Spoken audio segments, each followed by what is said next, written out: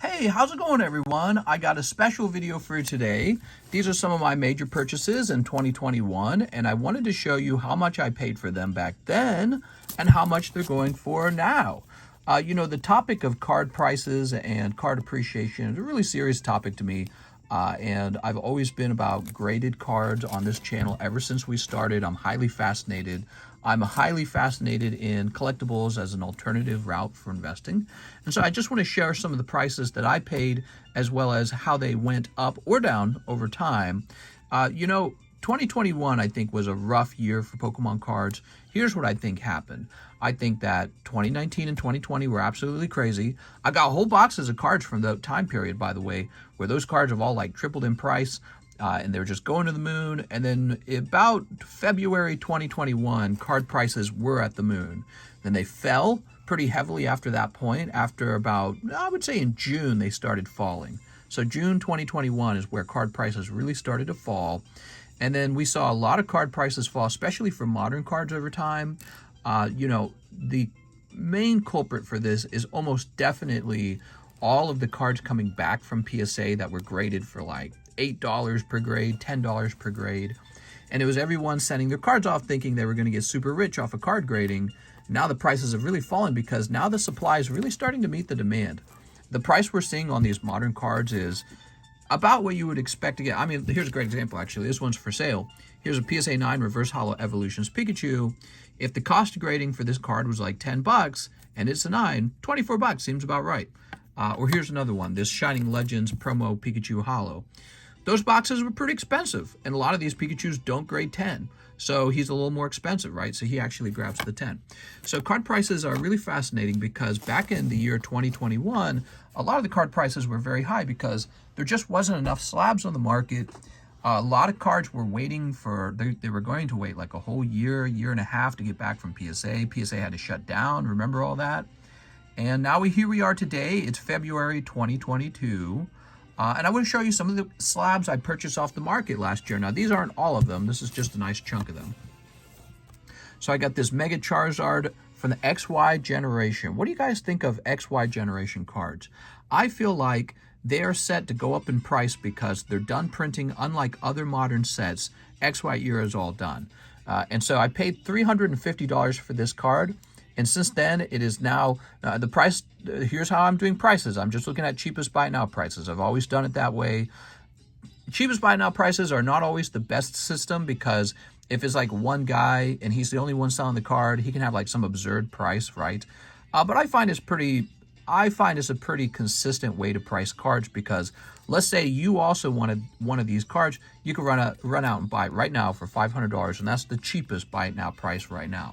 Now, some people want to go off of sold prices. That's great for the buyer if you believe you should go off of the sold prices. But the problem with going off of sold prices, that card's no longer available. It's off of the market. It's kind of like thinking that you could buy crypto at its old price now that it's high, right? So you're like, I don't want to pay this price for Ethereum. I should get the old price for Ethereum.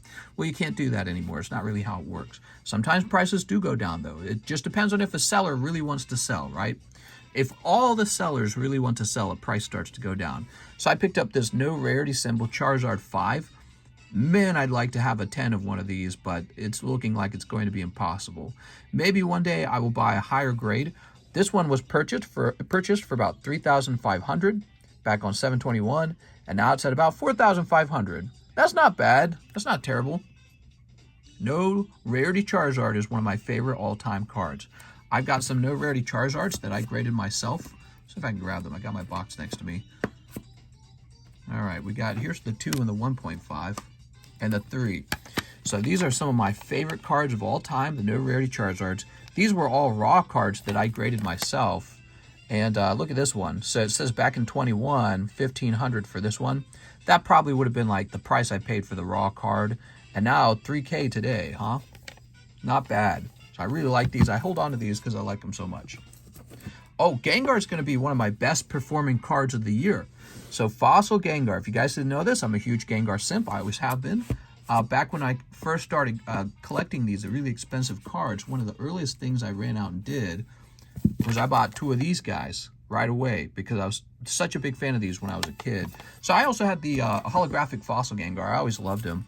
I got this for 2.6 thousand. Now here's what's crazy. There's no more of these on the market right now, and the last one sold was for 6.2K. So there's no cheapest buy now price to use. I have to use the last sold price, $6,000, and that was an auction. Auction almost always causes a card to sell for less than the buy it now price, and so in theory, maybe the true value or the value that the buyer and sellers meet in the middle on could have been about 7K. I don't know, but yeah, auction, because auctions are timed and not everyone is aware of the auction. Not everyone has, the time to track that auction and be there when it's going off. They tend to go for a little cheaper. 6.2 in auction last sold. Wow, and I only paid 2.6 for mine. And this was back in, that looks like May, which would have been pretty close to the height of the craziness before card prices really started to drop off in June. But, actually, yeah, card prices were dropping in June, weren't they? Flash Fire Charizard. I decided I better run off and grab one of these. One of the reasons I was inspired to grab one was because Fate's Flash Fire was so expensive. It looks like I picked it up for 2.4K, and today it's about 3.1K. So, about $700 difference. Not a very large difference in my opinion, but maybe just enough that I would break even if I was selling this later. Just because there's a little bit of a difference, you can't really say the card's appreciated. You could say Gengar's definitely appreciated. You could say this card's definitely appreciated. 3,000, 4,500, that's pretty nice, right? But, this card jumping up to 700, I feel a little less confident with it, I guess I would say. All right. Cool. How about this? Crystal Crobat with a big swirl over his head, and the centering's real clean. You can see on this corner, it's great centering. But this is a strange card because I couldn't find any sold information on it, and I couldn't find any for sale. And so I bought mine for $1,900 back in 9/21. Here was an auction that ended in the spring of whatever that is, April or something, and it went for 2.3K. No, that'd be March. So according to PSA's website, it sold for 2.3K in March of last year. But I bought mine much later for only $1,900 after the prices fell right. But yeah, he's only Pop 81. I just can't find any for sale. And weird, I don't know what he's worth. My gut tells me he's probably worth $4,000 to tell you the truth. Skyridge is pretty rare, and I think I got a good deal on him when I bought him. Now, you guys might say maybe I'm biased just because I already own one, but go look at other crystal cards for sale on the market. Pokemon TV Spectra Charizard. Take a look at that. Spectra Chrome Charizard is a simpler name, and looks like I picked him up for $3,400, and now he's floating around $4.9 thousand. So yeah, that's about a $1,500 gain in price from when I bought mine. A lot of the times I will have just bought these cards in the buy it now, and just like I go off the cheapest buy it now prices, like this guy for example, I just ran off and bought him in buy it now. So same with Crobat. I might have done that with this one. I'm not 100% sure. I did that with Gengar. I know I did that with this one. I think this one was auction. So sometimes I get a card in auction, but the majority of the time I just do buy it now because I don't have time to track auctions. Here's Giovanni's Nidoking.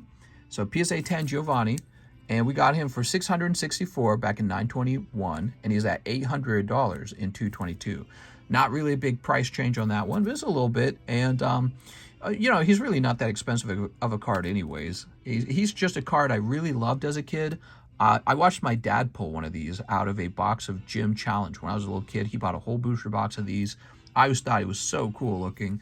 So he's surprisingly affordable for such an old card. What's the population on him? I guess I never wrote it down. I get the population on him. He's probably over 100 though. Gym Challenge tends to grade 10. Misty's Gyarados. I had two of these, and I think one of them went into like the large. I can't remember. So now I only have one. But apparently I got this for about $764 back in 8/21, and now it's about 1.1 thousand in 2/22. So yeah, this was another card that was affected by the drop in price in 2021, and maybe his price is going back up a little bit since then. It's a great looking card, by the way, Misty's Gyarados. I need the Giovanni's Gyarados. It looks so cool, right? So picking up a little Gym Heroes, Gym Challenge. I think these are both Gym Challenge. This is an interesting card. I was just doing research on rare Charizards, and I'm like, wow, the Crystal Charizard is unusually low pop, which is something you often find in the Ruby Sapphire era. He is only pop 45, and I picked mine up in November, which really wasn't even a long time ago. I got it for 5.5 thousand. And the cheapest buy right now is for 9K. Maybe you could get it for cheaper than 5,000, but I mean, if he went back down to 5,000, I'll scoop him up right now because he's just really rare. 45's like, that's ridiculous. 45 guys in the world have this. It might be 46 by now. I don't know if any more have been graded, but yeah, that's actually really rare. So one of the challenges with Pokemon is to go out and obtain rare cards and to hold them, right? HODL. And I've scooped these cards off the market and they're not going back on the market because I'm going to hold these till I'm wrinkly and old. And, you know, I'll just be continuing to do that over my lifetime. I'll just be taking them off the market. So there's one off the market. Shining Magikarp. This is Neo Revelation Shining Magikarp. I hate this old label. And so I will probably need to send this back into PSA to try and have it authenticated and regraded. And, you know, they'll probably do that. It's got this old design back here. But yeah, the actual, it almost makes me nervous the way this slab feels. I feel like if I tried to sell this, somebody would feel like it's fake. You know what I mean? Because their old slab, it just doesn't feel like the new slab. So yeah, this needs to be reslabbed. I got this for $3,100 and $721. And as of right now, you could buy one and buy it now for $5,000, which is actually pretty decent. That's not quite double, but is getting up there. I found that Shining Magikarp is an okay card to hold. Probably the reason I was convinced of that, where is it? One of my best performing cards of all time is this Shining Gyarados. So Shining Magikarp, Shining Gyarados, they go together. And yeah, wow, it's kind of hard to tell if this is even hollow, isn't it? Because it's too dark. This is one of my best performing cards of all times in terms of value. I got mine for $1.3 thousand when I bought it. And it looks like in November, it's about 9.7 thousand. Actually, I want to look that one up. I haven't looked it up in a while. Might be lower now, who knows? Oh, hold on. Neo Revelation, right? First edition Gyarados. All right. So you could buy one for about 9,800, and there's 85 watchers. So there's one for 9,800 with 85 watchers, and that's of today. So I'll update this. You know, I might create an Excel sheet to keep track of all these changes. That's for 222. So he hasn't really changed in a while, which means if you bought yours in November at this price, you would not have made any money. Is that a good thing or a bad thing? It's actually a bad thing because you could have probably put your money into, into some other asset that actually went up in price. But then again, you know, you haven't really lost anything yet either. Look at this. In some crazy times, he was listed as high as 20K. Crazy. So he seems to be floating around 10. And I only paid about 1.3 for him. That's pretty good. Yeah, I really like that, and I got the shiny Magikarp to boot. Here's a card I was really happy to obtain this, Dark Slowbro. I'm such a fan of Team Rocket, but also Dark Slowbro in particular is great. And I got him for $575. I wrote down 600. I must have been lazy, but it was actually $575. And, oh, I didn't actually get an updated price for him. Let me get an updated price. So hold on. Slowbro Legendary, right? Legendary Collection Slowbro. It looks like there is one on the market. Cool. For 1.5 thousand. And that would be 222. Okay, a little bit cheaper there. But yeah, actually still pretty good. So compared to what I paid, 1.5 thousand is still much higher. And that happened very quickly, actually. I think I underpaid for him, basically. Now, here's one that performed very poorly. The XY Holo Charizard. And it says here that I paid $3.5 thousand for mine. And then in February this year, it's 2.4 thousand. Actually, it was even worse in January for 2.2 thousand. So I don't know. Maybe it'll continue to fall. Actually, let's get the pop count on this real fast because I feel like the population tells a story. All right, we'll look up XY Evolutions. I feel like the population tells a story on a card. You know what I mean? Oh, wow. Did they change the way this works? The heck? Hold on. Let me try this again. All right. We want Charizard from Evolutions. There we go. Evolutions. Cool. And There's like a bazillion of these guys graded. Actually, we still open a lot of evolutions. Here it is. Charizard Holo. Okay, so there are now 11,964 nines. So I'll write down this number. 11,964. So almost 12,000 nines.